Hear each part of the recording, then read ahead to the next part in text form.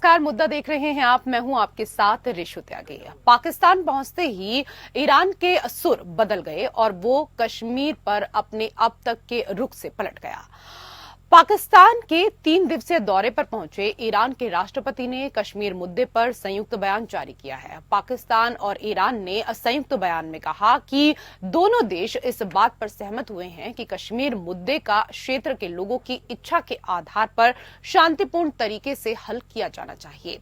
संयुक्त बयान पर भारत ने कड़ी प्रतिक्रिया जताई है। भारतीय विदेश मंत्रालय के प्रवक्ता ने कहा कि जम्मू कश्मीर और लद्दाख हमेशा से भारत का अभिन्न अंग रहे हैं। किसी अन्य देश को इस पर टिप्पणी करने का कोई आधार नहीं है।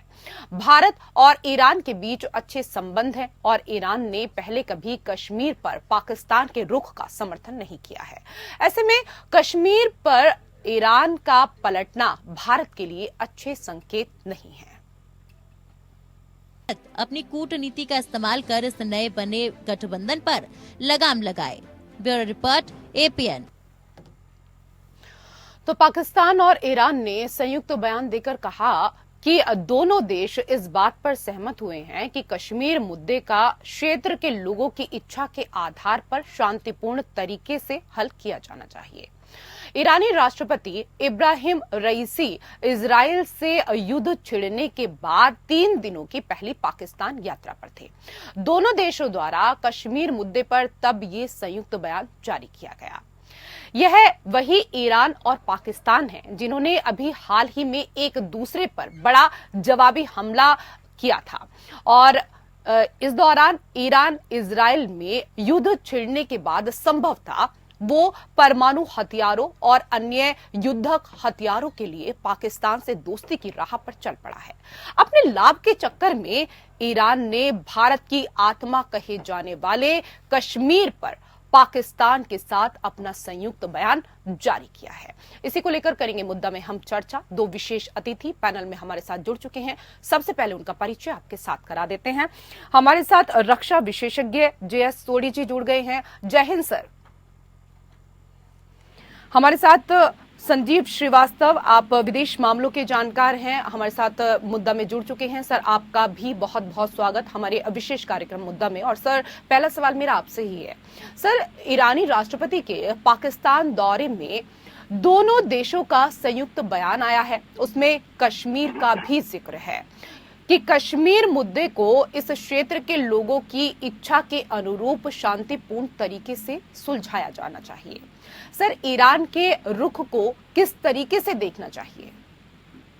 देखिए, ये पहले तो मैं ये कहूंगा कि जो कश्मीर का जो विषय है और जो भारत और पाकिस्तान के बीच में जो भी आउटस्टैंडिंग इश्यूज हैं वो भारत और पाकिस्तान के बीच की आपसी बातचीत से ही हल किए जा सकते हैं। और शिमला समझौते और लाहौर डिक्लेरेशन में भी ये स्पष्ट रूप से कहा गया है और जिसको कि जाहिर है कि पाकिस्तान समय समय पर वायलेट करता है कि जो भी कश्मीर से संबंधित आउटस्टैंडिंग इश्यूज हैं वो सिर्फ द्विपक्षीय स्तर पर ही बातचीत के माध्यम से ही रिजॉल्व किए जा सकते हैं। किसी तीसरे पक्ष का इसमें न तो कोई स्थान रहा है, न तो है और न तो हो सकता है। और ये जो शिमला समझौते और लाहौर डिक्लेरेशन की जो पूरी बात है, जो पूरी भावना है, उसका जाहिर है कि पाकिस्तान लगातार उसका उल्लंघन कर रहा है और ये भारत को कभी भी स्वीकार नहीं होगा। भारत ने समय समय पर स्पष्ट किया है, चाहे वो कोई भी बड़ी से बड़ी शक्ति हो, यूनाइटेड स्टेट्स ऑफ अमेरिका जैसी शक्ति हो, ईरान जैसा राष्ट्र हो, कोई भी राष्ट्र हो, जम्मू एंड कश्मीर के विषय पर किसी तीसरे पक्ष की मध्यस्थता भारत को कभी भी स्वीकार नहीं होगी। इतना कहने के बाद मैं ये कहूंगा कि ऐसा लगता है कि वर्तमान समय में ईरान, जिसके के ऊपर पूरे मिडिल ईस्ट रीजन में एक आइसोलेशन का प्रेशर बढ़ता जा रहा है लगातार।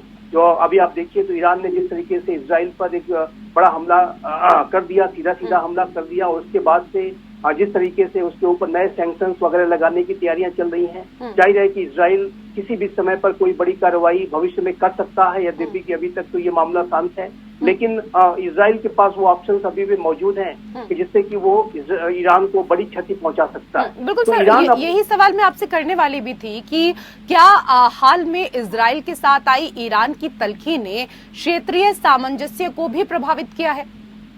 जी जी, ये आपका बहुत ही प्रासंगिक अच्छा प्रश्न है।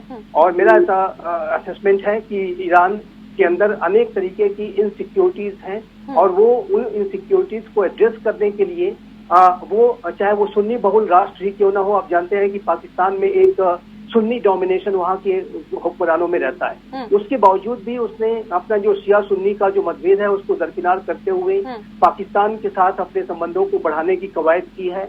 और जाहिर है कि वर्तमान समय में ईरान के ऊपर जो प्रेशर्स बनते जा रहे हैं उसको एड्रेस करने के लिए ईरान ऐसा लगता है कि वो नई जमीन तलाश रहा है। और उस नई जमीन को तलाशने की प्रक्रिया में वो पाकिस्तान के जो द्वारा जो भारत के विरुद्ध साजिशें रची जाती हैं उसके वो झांसे में आ गया है।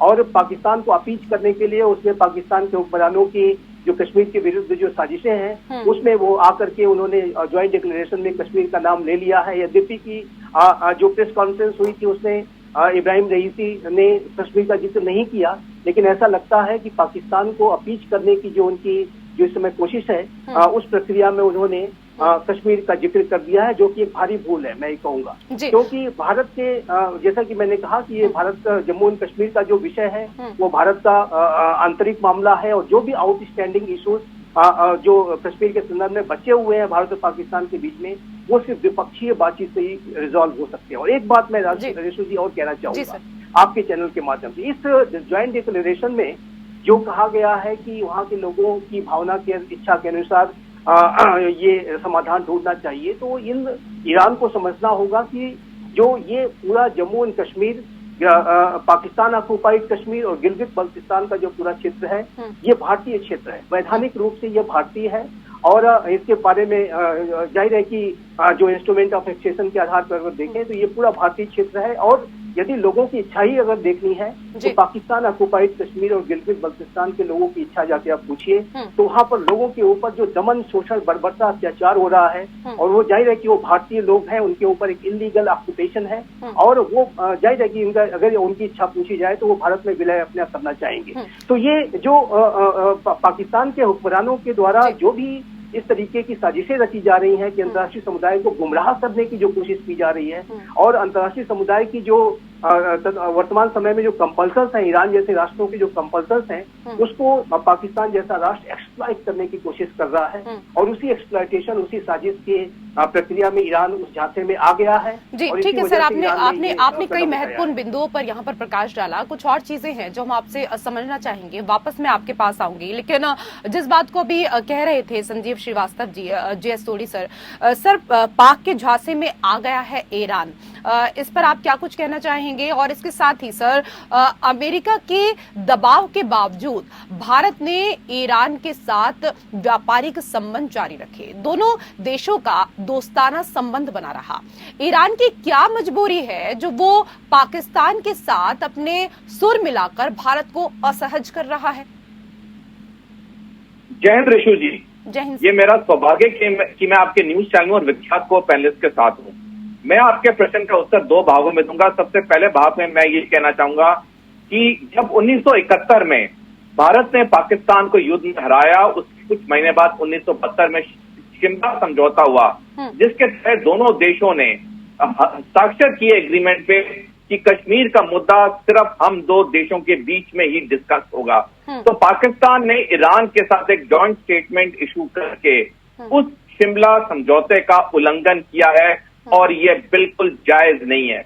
दूसरा जो आपका प्रश्न है कि जहां तक अमेरिका की बात है, अमेरिका भारत को सपोर्ट करता है कि वो जानता है कि अगर हिंद प्रशांत इलाके में कोई भी देश चीन के विस्तारवाद को रोक सकता है तो सिर्फ और सिर्फ भारत है। और पाकिस्तान को इसलिए समर्थन करता है क्योंकि पाकिस्तान की जियो स्ट्रैटेजिक लोकेशन ऐसी है कि अमेरिका जानता है आने वाले समय में भी अफगानिस्तान से आतंकवादी घटनाएं होंगी और तब उसे पाकिस्तान का इस्तेमाल करना पड़ेगा अफगानिस्तान में नए आतंकवादियों को खत्म करने के लिए। अब जहां तक ईरान की बात है, ईरान पे अमेरिका के 1000 से ज्यादा प्रतिबंध का कोई फर्क नहीं पड़ा है, बल्कि पिछले कई दशकों में ईरान और ताकतवर हो गया है, सैनिक तरीके से भी और आर्थिक तरीके से भी। और जैसे मीडिया में रिपोर्ट आ रही है कि ईरान ने अपना परमाणु बम भी असेंबल कर लिया है। 2 अक्टूबर पिछले साल को अमेरिका की खुद एजेंसी CIA ने बयान दिया था कि ईरान सिर्फ 2 हफ्ते दूर है परमाणु बम बनाने से। उसके पास इतना मसाला है कि वो 3 परमाणु बम बना सकता है और इस बात को 6 महीने से ज्यादा हो चुके हैं। तो ईरान में ये जो ताकत है, ये ताकत उसकी अपनी आर्थिक, सैनिक और परमाणु ताकत की वजह से। और सबसे बड़ी बात निशु जी, ईरान को पूरी तरह से रूस और चीन समर्थन कर रहा है। जून 15 और 16 को जब ईरान और पाकिस्तान ने एक दूसरे पे एक अटैक काउंटर अटैक किया, फौरन चीन बीच में कूद पड़ा। उसने दोनों देशों को उसने समझौता करा दिया, क्योंकि ये जितने मुस्लिम मेजॉरिटी देश हैं, जो 49 है दुनिया में, ये अच्छी तरह जान चुके हैं कि जहां पे अमेरिका ने मुस्लिम मेजॉरिटी देशों को बांटा अपने निजी फायदे के लिए, वहीं चीन इन सबको इकट्ठा कर रहा है। और ये जो बात है, ये मुस्लिम मेजॉरिटी देशों को अच्छी लग रही है और तभी चीन का दबदबा आज मुस्लिम वर्ल्ड में पूरा है, अमेरिका का कोई दबदबा नहीं है। तो ये जो ईरान ने पाकिस्तान के साथ एक जॉइंट स्टेटमेंट इशू की है, वो 1972 के शिमला एग्रीमेंट का उल्लंघन है और भारत ने बिल्कुल सही किया है इसका विरोध करके। संजीव श्रीवास्तव जी, सर, पाकिस्तान ने हाल में इस्लामी गुट में अपनी उपस्थिति मजबूत करने के लिए अरब प्रभाव वाले समूह से दूरी बनाकर सर तुर्की और ईरान के साथ नजदीकी बढ़ाई है, लेकिन क्या इससे वो अपने वैश्विक महत्व बढ़ा सकेगा? देखिए, पाकिस्तान की जो विदेश नीति है वो बेहद भ्रमित विदेश नीति है। पाकिस्तान की विदेश नीति में अवसरवादिता भी देखी जाती है। पाकिस्तान कभी वो चाइना के साथ अपने संबंधों को बढ़ाने की कोशिश करता है, कभी वो यूनाइटेड स्टेट्स ऑफ अमेरिका के पाले में दिखाई देता है। वहीं अगर मुस्लिम वर्ल्ड की बात करें तो कभी वो सऊदी अरबिया और UAE के साथ अपने संबंधों को, अरब देशों के साथ जो सुन्नी देश है उनके साथ अपने संबंधों को बढ़ाता है। और वहीं फिर वो जो एक मुस्लिम वर्ल्ड के एक नए खलीफा के रूप में उभरने की जो टर्की की जो महत्वाकांक्षा है, एर्डोगान के साथ भी वो जो अपने संबंधों को विस्तार देना चाहता है। और अभी आप देखिए तो सारे जो जितनी जटिल और कॉम्प्लेक्स स्थितियां ईरान के संदर्भ में है, उसके बाद भी ईरान के साथ अपने संबंधों को बढ़ाने की कोशिश कर रहा है। तो ये जो पाकिस्तान के हुक्मरानों की जो विदेश नीति है वो एक अवसरवादिता पे आधारित होती है और उसका कोई डायरेक्शन नहीं है, कोई विजन नहीं है।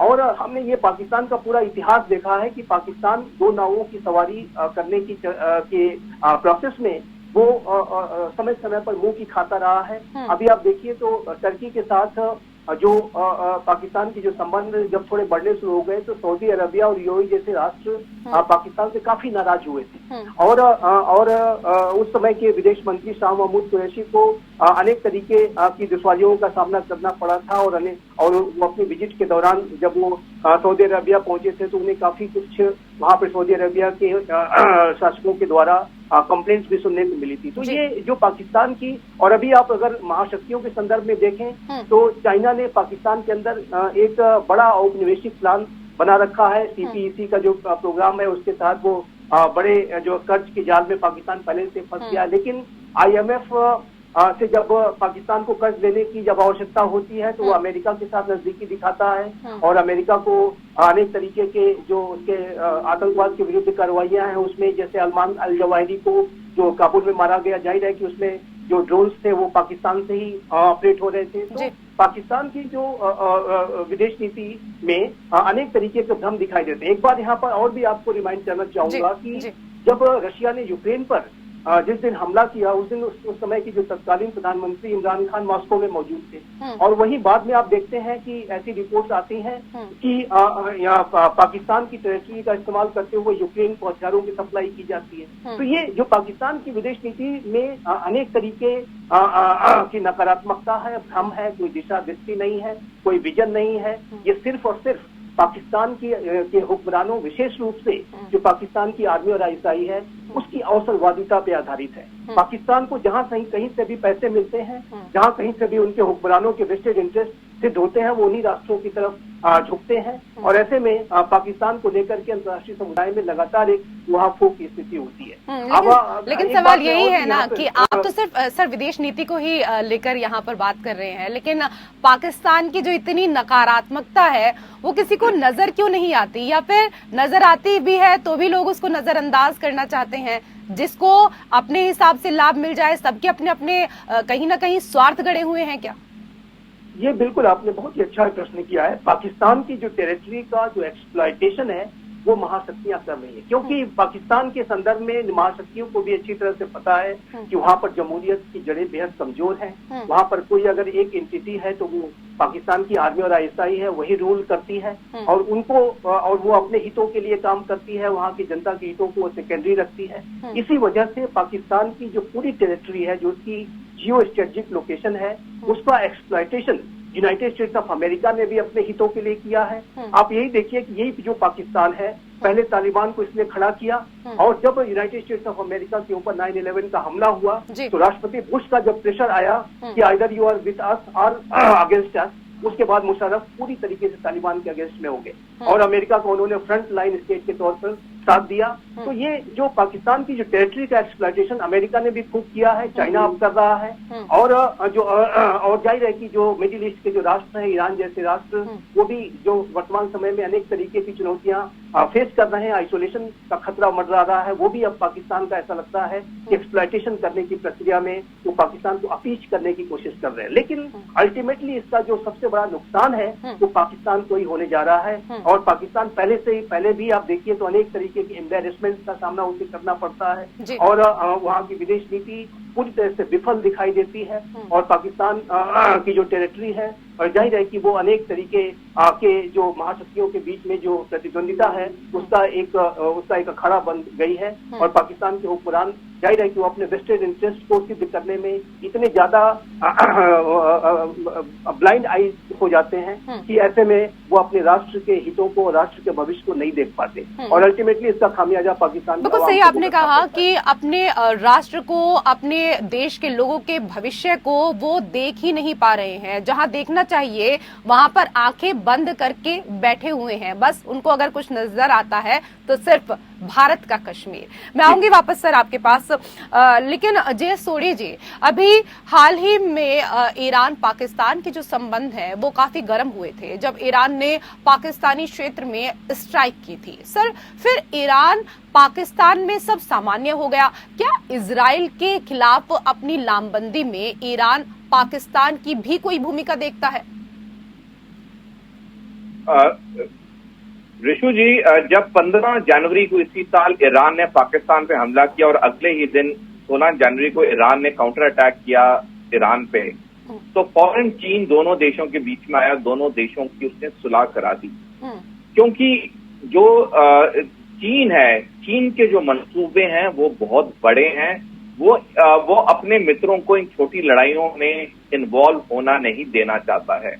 इसी साल 17 जनवरी को यूनाइटेड किंगडम के डिफेंस सेक्रेटरी ग्रांट शैप्स ने बयान दिया था जिसमें उन्होंने कहा कि अगले 5 साल में दुनिया में कई नए युद्ध के मोर्चे खुलेंगे जिनके पीछे 4 ही देश होंगे, रूस, चीन, ईरान और उत्तर कोरिया। और ये 4 देशों का जो ये गठबंधन बन रहा है ये दुनिया के लिए बहुत दिक्कत पैदा क्रिएट करने वाला है। हमने ऑलरेडी देख लिया, जो बात डिफेंस सेक्रेटरी ने कही थी 3 महीने पहले, वो अप्रैल में साबित हुई और ईरान ने इजराइल के ऊपर हमला कर दिया। तो आज की दुनिया में नाटो और अमेरिका को चैलेंज करने के लिए इन 4 देशों का एक गठबंधन बन चुका है। बेशक औपचारिक तौर पे ना हो, लेकिन चारों इकट्ठे हैं हर तरीके से, चाहे आर्थिक चाहे सैनिक तरीके से। और पाकिस्तान भी इस गठबंधन को पूरी तरह से समर्थन करता है। तभी जब कुछ दिन पहले अमेरिका ने कहा कि हम पाकिस्तान पे प्रतिबंध लगाएंगे कि ईरान के साथ तुम ट्रेड डील करने वाले हो, पाकिस्तान पे कोई फर्क नहीं पड़ा क्योंकि पाकिस्तान को चीन का पूरा समर्थन है। और पाकिस्तान क्या पूरी दुनिया के देश जान चुके हैं कि अमेरिकी प्रतिबंधों का कोई फर्क नहीं पड़ता। आप देखिए, चाहे रूस हो, चाहे ईरान हो या उत्तर कोरिया हो, सारे देश आर्थिक तरीके से और सैनिक तरीके से मजबूत होते रहे हैं। बेशक अमेरिका ने उन पर 1000 से ज्यादा आर्थिक प्रतिबंध लगाए हैं। तो इस वक्त जो पाकिस्तान का रोल है वो चीन के लिए भी और ईरान के लिए भी बहुत महत्वपूर्ण है। और इसी वजह से चाहे चीन हो, चाहे रूस हो, चाहे पूरे मुस्लिम देश हो, ये पूरी तरह से पाकिस्तान का समर्थन कर रहे हैं। सर संक्षेप में मैं आपसे जवाब चाहूंगी क्योंकि समय का अभाव है, चलते चलते जिस बात का भी आपने जिक्र किया सर, क्योंकि पाकिस्तान ईरान की नजदीकी व समझौते से अमेरिका नाराज होगा, पाकिस्तान ने इसका आकलन तो किया ही होगा। बिल्कुल, पाकिस्तान ने इसका आकलन किया होगा, लेकिन पाकिस्तान को अब अमेरिकी एड का कोई ज्यादा फर्क नहीं पड़ता है, क्योंकि उसका पूरा समर्थन रूस दे रहा है, चीन दे रहा है और सारे मुस्लिम देश दे रहे हैं। और ये जो ताकत, अब नई ताकत पाकिस्तान के पीछे आई है, वो अमेरिका से भी तू मैं करने के लिए तैयार है, क्योंकि पाकिस्तान जानता है कि अब इस दुनिया में अमेरिका की वो आर्थिक और सैनिक ताकत नहीं रही है जो आज से 20 साल पहले थी। जी, चलते चलते संजय श्रीवास्तव जी, आपसे भी संक्षेप में इस सवाल का जवाब चाहूंगी। देखिए, यदि यूनाइटेड स्टेट्स ऑफ अमेरिका के द्वारा पाकिस्तान पर प्रतिबंध लगाए जाते हैं, ईरानियन जो उनके साथ ट्रेड वगैरह वो जो बढ़ाने की कोशिश कर रहे हैं, तो ऐसे में पाकिस्तान को इंटरनेशनल मॉनेटरी फंड में जो कर्ज हर साल उसे जाना पड़ता है और यूनाइटेड स्टेट्स ऑफ अमेरिका की उसको उसमें बड़ी सपोर्ट मिलती है, मदद मिलती है, तभी जाकर कर्ज मिल पाता है। तो उसको ऐसा करने में दिक्कतों का सामना करना पड़ेगा, इसमें कोई दो राय नहीं है। और यूनाइटेड स्टेट्स ऑफ अमेरिका के साथ अभी जो पाकिस्तान ने संबंध को बढ़ाने की और उसको सुधारने की और अनेक तरीके का जो है कोऑपरेशन करने की, एंटी टेरर ऑपरेशन इत्यादि में जो कवायद की, उसके पीछे अमेरिका का इंटरनेशनल मॉनेटरी फंड से मिलने वाला जो पाकिस्तान को कर्ज है उसमें मदद लेने की उसकी मंशा रही है, उसको सफलता भी मिली है। लेकिन यदि अमेरिका नाराज होता है तो जरूर पाकिस्तान जो कि एक बदहाल स्थिति में है, इंटरनेशनल मॉनेटरी फंड की कर्ज के विदाउट उसका इकोनॉमी रन नहीं कर सकती, उसको ऐसे करने में बहुत दिक्कतों का सामना करना पड़ेगा, इसमें कोई दो राय नहीं। जी, बहुत बहुत धन्यवाद आप दोनों का हमारे साथ इस चर्चा में जुड़ने के लिए। और मुद्दा में मेरे साथ फिलहाल इतना ही। नमस्कार।